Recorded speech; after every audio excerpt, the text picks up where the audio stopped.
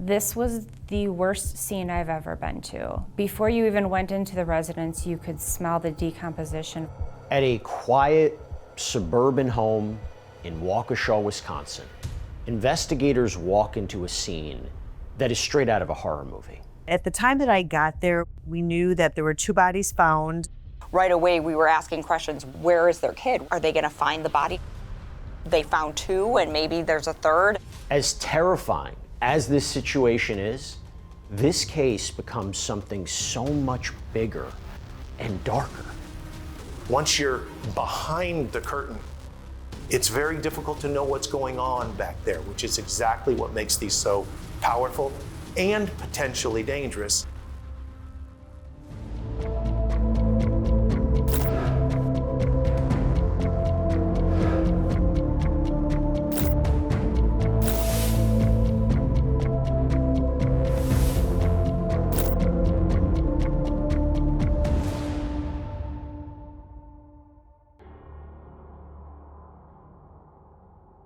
The start of this was really that there was a call that came in, and so that started the real what happened situation for us. The call comes from 17-year-old Nikita Casap's grandma. She's concerned about him, she's worried, she doesn't know where he is. When Nikita's grandma reported that he wasn't attending school and that he was missing, we also received a report from the Waukesha School District on the same time. And so that's when we started kind of looking into what was going on. Nikita's grandma also tells police that she has this strange feeling about her son, Donald Mayer. This is Nikita's stepdad. Apparently, he wasn't feeling well. Donald has been texting her. She thinks he's acting a little weird, but there's no alarm. She thinks, okay, he's sick and he's acting kind of strange. My first involvement was February 28th, 2025. Waukesha County Sheriff's Department called me and told me a little bit about the facts. And from there, I headed out to the scene. This was the worst scene I've ever been to. Before you even went into the residence, you could smell the decomposition. Once investigators go inside, they find a house of horrors. Tatiana was shot multiple times. She had been covered up by numerous blankets and towels. Towards the front of the residence, there was a small office area, and that's where Donald was. And again, he was also covered with blankets and towels. It appeared that he might have been at his desk or doing some type of work there. There were candles in the area of Donald Mayer's body. They were not lit when I got there. They were extinguished, but it did appear that they had been lit in the past. Once we were able to remove some of the blankets and clothing from Don, you could see that there was a head wound, a very massive head wound. I noted that there were a lot of piles of clothing, blankets, in addition to where the 2 deceased individuals were. And my concern was, is the 17-year-old son somewhere under those blankets or clothing, or was the family dog deceased also hidden? Right away, we were asking questions. Where is their kid? What's happening? And we're all thinking, has the kid been kidnapped? Has he run away? Are they gonna find the body? Is the body just in the home and they found 2 and maybe there's a 3rd? When they first entered, they thought that this was possibly a burglary. Pictures were off the walls, beds were off the box spring. If you had gone into the closets, all the clothing was off any shelving units. It was laying all over the floor. It definitely looked like someone had gone there and burglarized the residence. There's also another small study area upstairs where paperwork was pulled out. We did find paperwork for a handgun, but we didn't locate a handgun in the house. So was it something where a suspect located a handgun and then used it on the family? As the night progressed, we determined there was no other victims in the house. Now, this is all happening on a peaceful winter's day in a place where murders, and especially double murders, are very rare. Waukesha is a very safe place. It's kind of an affluent part of the state. It's a very typical Midwest city. It's really open. People are super friendly. Just the most typical small town American setting. But something has clearly gone very wrong in this idyllic town. Did someone have it in for this family? Have they been targeted? Well, it turns out their story is very unusual. First of all, Nikita and his mom are from the Eastern European country of Moldova. Moldova is just north of the Black Sea, right next to Romania, just to the southwest of Ukraine. Nikita and his mom were living in Moldova, and they came over to the U.S. when he was 7 years old. And his mom met Donald and moved here, got married, and Donald really took him in and treated him like a son. He excelled in school. He enjoyed academics greatly. He kind of got transplanted right into the American dream and grew up in a nice house, in a nice neighborhood, going to a nice school. Two questions. Where is Nikita now, and what happened to his family? We had gotten a couple different well-being checks, and we had learned that, Nikita hadn't been at school, Don hadn't been at work. Nikita had previously been, perfect attendance at school, and now he's a no-show. The last date that he was physically at school was the 11th. I believe that a couple of his teachers reached out to him, and he had a response that he was sick. They indicated that he should have one of his parents call the school, and no one ever did. When was Don last seen? When was he last at work? Did his work have contact with him? Donald really worked from home. I think he went in very rarely into his office. As his boss was reaching out to his employee, there were responses back on text messages or emails indicating, I'm sick. When his boss wanted to talk to him, I believe he started responding that he doesn't have a voice and therefore he can't talk. So he was texting into work since the 11th, and the text didn't always make sense. He would make poor excuses like saying he had conjunctivitis, and then make comments that his throat was sore. And so the symptoms wouldn't always line up with diagnoses. We also received information from the neighbor's Ring camera, which was able to determine, kind of narrow down the time of death, because we saw when Donald and Tatiana's cars were last seen leaving and coming back to the residence. But this is one of those cases where police are racing against the clock. What happened to Nikita? He's not there, the dog's not there. Was he kidnapped? Was this for money? Nikita was not at the residence, so then was he a victim or was he a suspect? We knew that there was a vehicle missing from the residence. It just kept piling on that something's going on here. Something's wrong. Investigators need to find Nikita. The last time anyone heard from him was February 11th. Now it's the 28th. That's more than 2 weeks later. And we started kind of figuring out that night that we believed that Nikita had taken down Mayer's vehicle, that he had left with that vehicle. We started pinging, doing emergency pings on Nikita's phone, and we did get some emergency ping information back from Waukesha. We had a ping or a location going south in Illinois. We then had him going west through Iowa, Colorado, Wyoming, I believe down to Kansas. He went to the world's largest truck stop in Iowa. I thought that was an interesting choice. The truck stop that Nikita stopped at was on February 24th. It almost was like he was sightseeing.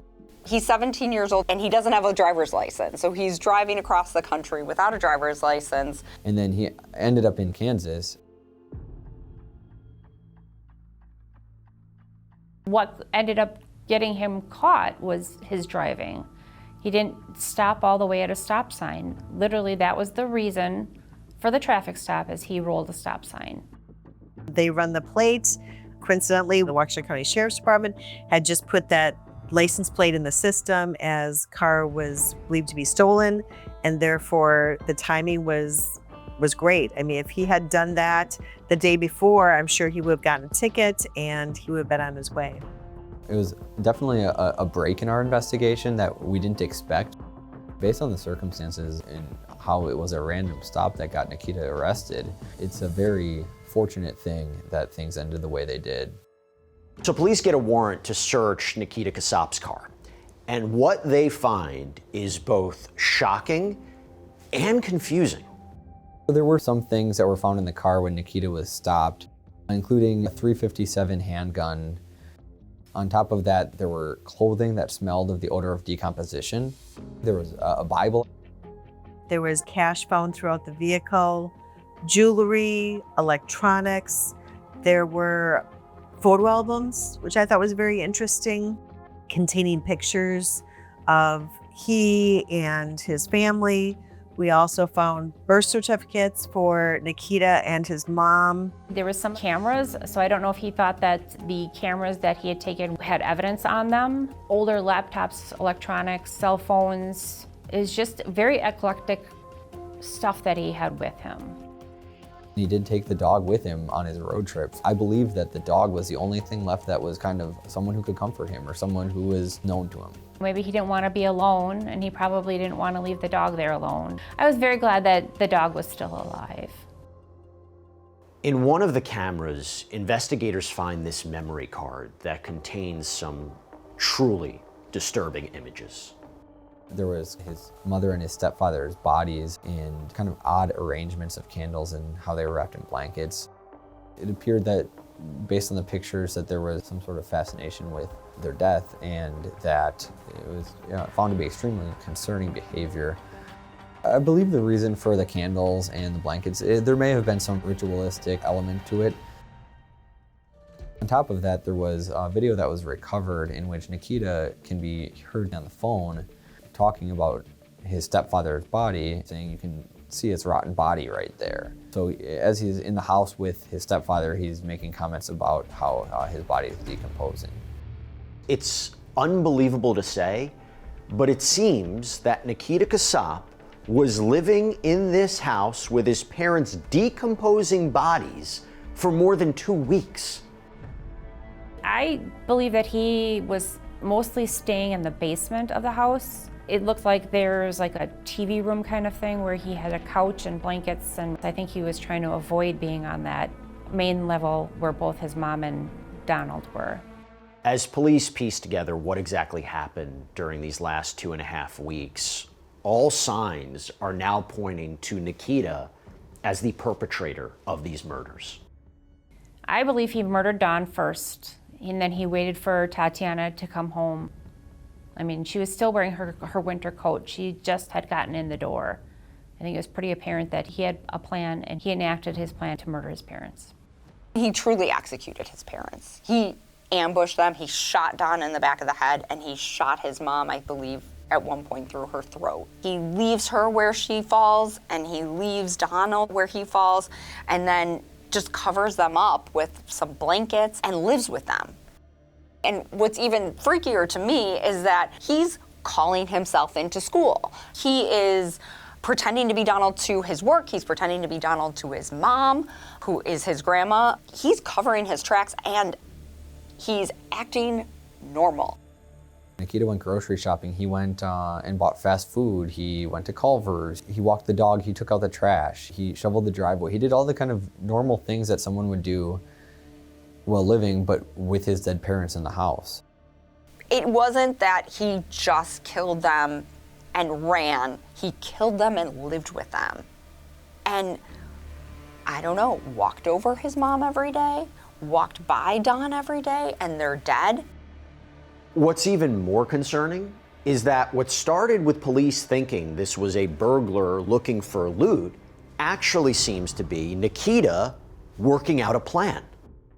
We saw some money envelopes on the counter. So I think he knew that they kept cash around, and I think that's why he was looking through the house. I think he may have also been looking for valuables, including jewelry, and thought, I mean, a lot of people have safes behind their, large pictures. So we thought maybe that is why he took the pictures off the wall to see if there was anything behind it, possibly if anything was taped behind the pictures. That's what he was doing every day. He spent 2 weeks searching that house, tearing apart that house. He went through everything. And at that point, it goes into why. Why did he kill his mom and his stepdad? And that's kind of the onion of the whole thing, because it looks from the outside like it's going to be a cut and dry case. Look, as awful as it is to say, Nikita wouldn't be the first person to kill his parents. But detectives are about to learn that he has a plan that is destructive on a whole other level. He actually wanted to destabilize our government was his ultimate plan, and to assassinate the president and the vice president. I think he believed that plan was in the stages that it was ready for him to leave and ready to start trying to take action to make this plan happen. He needed a vehicle, he needed money, he needed to get away from them. If he stayed, there's no way that he'd be able to do what he was planning on doing. I ended up being sent down there on March 10th to pick up Nikita in Kansas. That's when I first had contact with Nikita. So since Nikita's arrest a couple weeks ago, he's been held at this juvenile security facility for evaluation. On the flight back, Nikita's demeanor was kind of bizarre for the circumstances. He didn't show any kind of emotion or concern. He just appeared to be there. He was calm, he was quiet, he would occasionally make just shallow jokes or engage in just small talk, but nothing that you would expect from someone who, knew that his life was changing significantly and he was now going back to Wisconsin to deal with these consequences of his actions. So you're born in Moldova in 2007. Mom is Tatiana. Yes. You came to the U.S. in 2017? Yes. Can you kind of talk me through that, how that came about? Well, I think like in 2015, my mom met my stepdad online, like dating site or whatever. Yeah. And then went on some vacations with him, like all over Europe and stuff like that. Then eventually they married, and then June 2017 moved to America. Was it hard coming from Moldova to the U.S.? Was that a difficult process? I guess sort of. I guess especially in the beginning, like having like a stronger accent then. Yeah. And I guess sometimes to some people the name Nikita is kind of strange. Have you always lived in Waukesha since moving here? Yes. Yeah. How do you like it? It's fine. It's okay. Going to school, going to Waukesha West. How's high school? It's good. Yeah. Good grades. He seemed nice, he seemed polite, and he seemed typical. That's what was interesting. If you ran into Nikita, you would not say, oh, this is somebody I should be afraid of. It was the calmness. Everything in that interview made me think like, oh my God, did you really murder your parents? Are there any clubs at school? Yeah. The environmental club, so basically like local community type of volunteering. Oh, okay. And FBLA. What's that? It's like, it stands for like Future Business Leaders of America. Oh, And okay. there's different like things you can choose, like different events or topics. And I choose cybersecurity one. There's like an exam you take, and there's like regionals and state and nationals. Oh, To the regionals, I got 7th place. okay. Well, cool. Congratulations. That's pretty good accomplishment. And I was in the process also of joining a National Honor Society as well. Grades are really good then, obviously? Okay. Where do you rank in the class, 3rd. That's good. All right. What's the plans after high school? I was thinking Madison. I was thinking something STEM related, maybe engineering. He seemed to do well in school, and he got good grades, and he was even Student of the Month one time. It seemed to be the issue that when you started looking, there were no friends, and there were very few friends. For whatever reason, he wasn't connecting with people at school. And the key to figuring this all out is a classmate of Casap's who decides to speak to police. Now, something to note, this person is referred to as Witness A to protect their identity. Witness A was someone who had come into the investigation because Nikita had some sort of communication with her prior to killing his parents. That he might kill himself, and then in order to, not make his parents go through that, he would kill his parents first. When she would kind of confront him on that, he'd back off saying, well, I don't have a gun, I would never actually do it. And they asked her, how did he describe his upbringing? How did he describe his life, his house, his relationship with his mom and his stepdad? And he was very positive about it. Thought he had a wonderful childhood, believed that he had a good family, which again makes this even more shocking. A lot of his social time was online, and it caused kind of this interest in having some odd political views or concerning political views.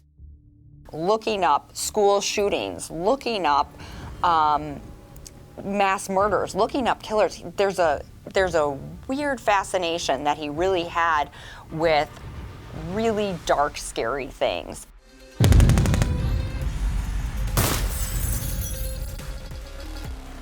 He had also shared what she described as gore edits to her. And when asked what a gore edit was, Witness A explained that gore edits were like videos and clips from war that were overlaid with Russian music. Witness A took Nikita's comments as something that was actually serious. I kind of want to talk to you about why we're here today, Nikita. We have a feeling like we know what happened and when it happened. We have no idea why this happened, okay? The only one who knows why is you, and why you were out in Kansas and why you left, okay? And I'm really hoping you talk to me about why this happened, more than what, all right? This is your story. You're the only one that can tell us why. And I promise you, I do want to know. More than anything else, I want to know why. Yeah, I think I'd rather first talk to an attorney. Okay, that's your right. Do you have any questions for me? I do not. Okay. All right, just hang tight again. If you want one of those, by all means, you can have it. All right? Okay. All right. Thank you. You got it. So, kind of put your handcuffs. We're going to kind of do the old-fashioned way, just behind the back. So if you could just stand up, face the wall to your left of me. It's a short ride, so they'll come off pretty quick. Nikita Casap is arraigned about 2 weeks later. He was in a suicide vest and he didn't have a shirt on. And I saw Nikita come out and he looked like a skinny 17-year-old. He looked like a teenager that you'd see anywhere. He looked scared and he looked unsure, and that was most of his court appearances. I'll note that the first count is first-degree intentional homicide. This is a Class A felony, and if convicted, he shall be sentenced to imprisonment for life. Count 2 is a second count of first-degree intentional homicide with the exact same maximum punishment. I ended up charging first-degree intentional homicide, which is that you intended to do something, that this wasn't a spur-of-the-moment decision, that I believed, in fact, it was planned. Count 3 is hiding a corpse. And then there was the theft of the money and the jewelry. There were 10 counts in total. In the courtroom, no one showed up for Nikita. I mean, no one was there. It didn't seem like there was anybody really that Nikita was connected to. I'm going to give him a $1 million bail. I believe that that's appropriate, given the seriousness of the crimes, the totality of the circumstances, quite frankly, the strength of the state's evidence. This was not a case that I thought this one's going to be really difficult to prove. Certainly it's a circumstantial case. I don't have video of him, killing his mom or stepdad. However, all the puzzle pieces fit together. As it turns out, this story becomes a puzzle that is not what investigators expected at all. When they dig deeper into Nikita's cell phones and computers, they discover he's not just reading about the dark underworld on the web, he's actually participating in it. Nikita had some very concerning web activity and phone activity. It appeared he had a fascination with anti-government and other kind of far extreme political viewpoints. We know he was talking on the app Telegram. Nikita went onto this app looking for these people. He went looking for neo-Nazis. He went looking for extremists. These hate groups, they will actually target people very specifically because they want them to go out and do things. And the real problem is, because they can do it through this internet process and through apps and platforms, they're very difficult to stop. And so that's what makes them so dangerous. My understanding is that Nikita had similar political views to some of these other individuals who were committing terror attacks. And so when he saw these people out taking action, he was almost inspired by them to harm people himself in the name of his political belief. We didn't even know, how deep is this? How real is this? How big of a plot is this? Is he working with other people? Is this a terrorist situation? And it just randomly got uncovered when he killed his parents? That's when police call in the FBI. Turns out, though, this isn't new. The FBI had actually investigated Nikita Casap 2 years earlier. Back in 2023, Nikita's mom actually called the Bureau, and the FBI showed up to do an investigation, decided that it was nothing of consequence and moved on. But there was that concern of his being online, being in contact with some of these more extremist organizations. At the time, there wasn't enough to charge Nikita Casap with anything. This time, very different when agents discover the extent of his plot. He truly believed he was going to murder the president.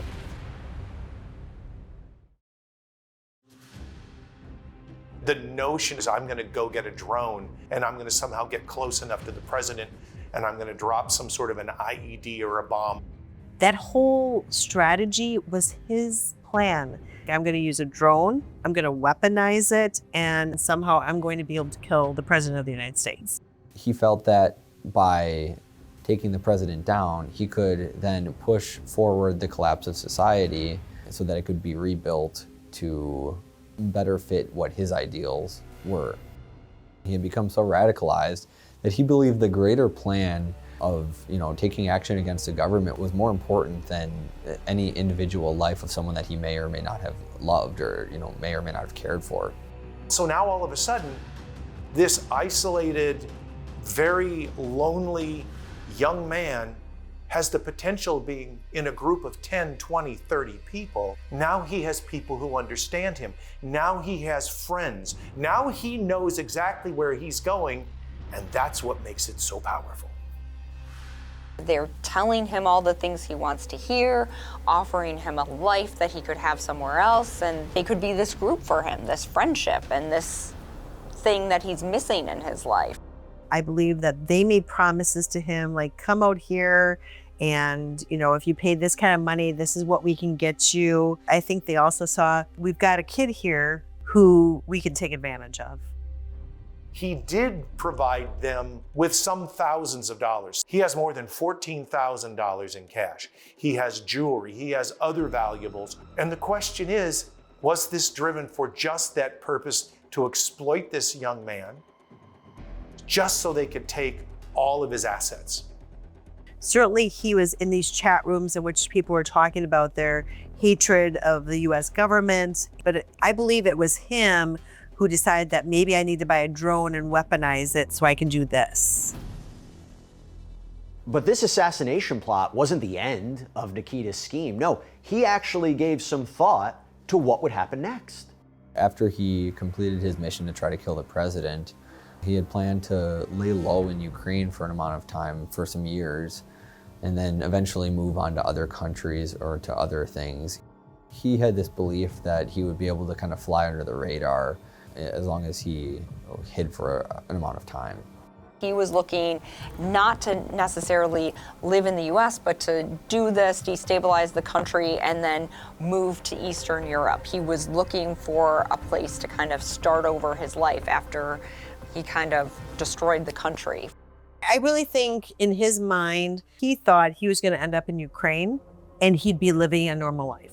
And maybe that's why he took the family albums with him. Certainly that would be the reason why he would take birth certificates of his mom and himself, because he would have to get to Ukraine. And had he left sooner, he could have been gone for Eastern Europe or wherever if he had plane tickets, because no one knew what he did for quite some time. So I really think he didn't contemplate getting caught. And maybe that's kind of in the head of a 17-year-old. You think, oh, I can get away with this. This is shockingly, to me, half-baked, in the very same way that we're talking about him using a drone to kill the president of the United States. But you know what? One of the things about hate groups, extremist groups, is that they can miss a lot of times. They can fail a lot of times. They only need to succeed one time. It's interestingly disturbing, and as law enforcement, it's extremely concerning that an intelligent teenager can be radicalized to the point that they're taking this type of action to kill the people that they care about most. As the new year begins, Nikita Casap is awaiting his double murder trial. But then there's a court hearing, and something happens there that no one really saw coming. Good morning, everybody. The matter is here today for a change of plea hearing. I was advised that it was the intent of Mr. Casap to enter pleas of guilty or no contest to counts 1 and 2. And we're all like, what do you have to gain? Like, what are you doing? Why are you changing your plea? You could take it to trial and just see. Tell me if this is true. It says, I give up my right to a trial. True? Yes, Your Honor. All right, let's take a look at the charge against you, sir, or charges, I should say. Count number 1 in the information alleges that on or about February 11, 2025, you did cause the death of victim A, who's identified as Donald Mayer, with intent to kill that person. What is your plea to count 1, sir? Guilty, Your Honor. What I saw was a very robotic response when he was pleading guilty in this case. Yes, Your Honor. Yes, Your Honor. You could see his chair literally shaking. You could see that his knees must have just been shaking underneath the counsel table as he was trying to get this over with. Count number 2 says on the same date and location, February 11, 2025, at the address, you did cause the death of victim B, who's identified as Tatiana Casap, with intent to kill that person. What is your plea to that charge, sir? Guilty, Your Honor. All right. Did you commit these offenses? Yes, Your Honor.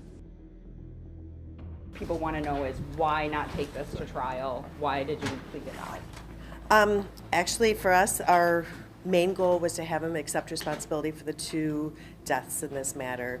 In consulting with the family, they were in agreement that this is a fair offer. I think it gives us a time period that we want for incarceration, so there's really no reason to put the family through a trial. Are you in any way surprised about Ms. Casap's decision to plead guilty? I guess I'm a little surprised. I mean, there's really no downside for him to take it to trial. But again, I think the courts look at the fact that someone takes responsibility for what they did, and I think that's a factor that they consider at sentencing. Pleading guilty to the 2 counts of intentional homicide also gives Nikita one distinct advantage. The state agrees to dismiss the other counts. So while there's no question that he is going to get 2 life sentences, the question of parole is still in play. I think his best chance of possibly getting a sentence in which he would be back in the community at some point was to accept responsibility, enter the plea, and hope that the judge makes that decision. All right, I'll call the matter State of Wisconsin versus Nikita Casap. As Nikita's sentencing hearing begins, his lawyer stresses that his client has changed his ways. Just weeks after engaging with these online predators and committing the terrible acts that he had committed, Nikita Casap was sitting down with the FBI doing a voluntary interview to help them in any way that he could to catch the online predators. Within a month, he is sitting down with the good guys, trying to help them catch the bad guys. He did meet with federal officials to provide information to them about this. They did say that he was very cooperative during that interview. One of the things that a court can take into consideration at sentencing is you're accepting responsibility for your conduct. Therefore, it somewhat made sense that one may want to accept responsibility to at least argue there should be a possibility of release at some time in the future. But when friends and family deliver their statements about how the killings of Nikita's parents impacted their lives, Nikita's cause isn't looking as good.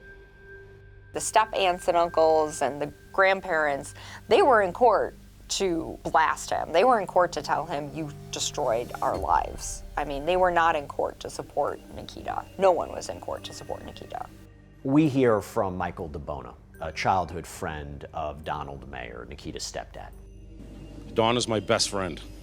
He was also a son, a brother, a husband, and a source of love, laughter, strength to everyone who knew him. His wife was his partner in life, someone he loved deeply and planned a future with. In a single act of unimaginable violence, the defendant erased not 1 life, but 2. I ask that the court fully recognize the gravity of what was done here, and not just the taking of 2 lives, but the destruction of everything those lives touch. Your Honor, I have come here today as a representative of my family to share the profound impact that the loss of my brother Don and his wife, Tatiana, has had on our family and their friends. Their lives were intentionally taken in an act of senseless and unforgivable violence. The manner in which Don and Tatiana were killed is something no family should ever have to endure. I believe a person capable of such betrayal and violence poses a continued danger to others. For the safety of the community and in honor of Don and Tatiana's lives, I ask that he be sentenced to spend the rest of his life in prison without any possibility of release. Then it's time for District Attorney Leslie Basie to make her case. This isn't a kid who just went off one night. He was mad at his parents. This was a kid who had it all. He had a loving home. He had good schooling. He had support. He went on vacations with his family. And do I believe that some of his researching of the internet caused him to start having strange ideas? I do. But it wasn't the internet that told him to come up with this plan. It was not the internet who told him that he should kill his parents. That was this defendant's decision. What he did showed a total disregard for human life. This shows an individual who does not deserve to ever be back in the community. So I'm asking the court to do the maximum penalty, life without the possibility of extended supervision, on each count consecutive to one another. From the defense perspective, they were arguing that these people got into his brain and that's why he did the things he did. This court can and should give strong consideration to the following reality. In February of 2025, when Nikita Casap committed these terrible crimes, he was a child. On the day that he committed these crimes, had Nikita Casap tried to enlist in the military or enter into a contract, had he tried to vote in an election, or so much as buy a lottery ticket, the people in charge would have all given likely the same repudiation, get out of here, you're just a kid. Why do those protections exist? They exist because we know that children tend to be much more impulsive. We know that they are more vulnerable to outside influences and pressures. Their character is not as well formed or developed as those of an adult. Your Honor, our global recommendation for both counts is for the court to impose, obviously, the mandatory life with the possibility of extended supervision in 20 years. The defense memorandum had a lot of studies that were cited in terms of how susceptible kids can be. If they come from a different country, they don't have any friends, I think they're even more susceptible. And I believe all that to be true. I guess the part I could not make is the leap that he was having this communication with this person that was associated with a group, and that's why he killed his parents. And that was not a leap that was supported by any evidence. Before the judge officially sentences Nikita Casap, this teenage defendant addresses the court. Mr. Casap, what do you want to tell me? Your Honor, I want to begin by apologizing to the family and friends of both my mother and my stepfather Donald. To everyone who loved them, to everyone who feels pain and grief because of my actions, I am sorry. As much as anyone, I knew that my mom and Donald were kind, loving people. I mean, it really does sound like he loved his mom, and his stepdad really treated him as a son. So do I think he came to regret, like, oh my gosh, what did I did? I do. I do believe he did. And I would worry about my mom when she had to use a ladder or hop on the countertop to reach something high on the shelves at home. I would worry about her safety and insist that she let me get it for her. This was the mother I killed. The person I chose to kill the person who loved me no matter what. The mother who always took care of me. I miss talking to her and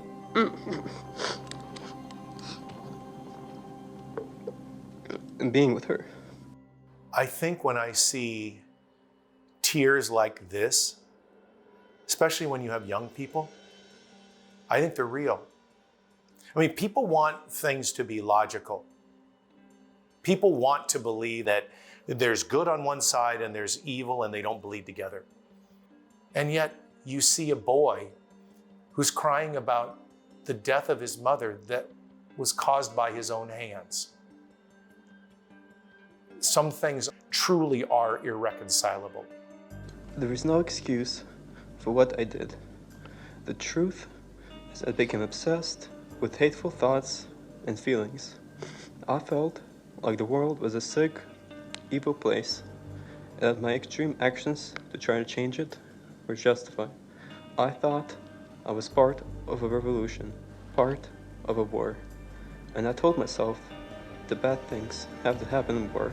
I could not blame the videos, propaganda, and people that inspired my actions, because I had the ability to choose right instead of wrong. I am very sorry for what I have done. I'm not immune to the fact that I have a very young man here, and that whatever decision I make is a decision that is going to affect that young man for the rest of his life. I have no choice but to impose 2 life sentences. But this court can set an eligibility date for extended supervision at least 20 years in the future, or I can choose to find that the person is not eligible for release to extended supervision. There was a lot of talk about, could he be rehabilitated? He's 17. Could he become somebody that we could let out into society 60 years from now? Could he have a chance at parole? As I look at, like the pros and cons, what are the pros about Nikita Casap? He's taken responsibility for what he did. But I weigh that as to the horrific, terrible, inexplicable, not understandable acts that he involved himself in. So what do I do with Nikita Casap? Now I weigh these things and I'm led to the determination that I choose to find that he's not eligible for release to extended supervision, because I don't know, given the nature of these acts, I do not know, given what occurred here, when and if and whether a profound and significant change can occur. So what the judge did is he did give him life without the possibility of parole, which will mean he will spend the rest of his life in prison. I think the sentence is appropriate. This was a planned out, well thought about, and it wasn't an act of passion. He made a conscious decision to kill people that he cared about to further a political terror attack, essentially. I believe that someone who is willing to take that type of violent steps is a very dangerous person, and I think that letting him out at any point in his life would have been very dangerous for the community and wrong. What made him go over the edge? What made him actually do what he did? I don't know if we'll ever know 100% why he did what he did. Look, we're left with as many questions as answers in this case. It seems incomprehensible that a teenager from a caring family would brutally kill his own parents and plot to overthrow the government. But there is one thing that's clear. This is a cautionary tale for parents out there who are concerned about what their teens do online. What I think that the takeaway should be is the internet can be a very dark and dangerous place and can be a very sinister place. When you're talking to somebody on the internet, it may not be your friend. It may be a 46-year-old extremist man somewhere in Eastern Europe.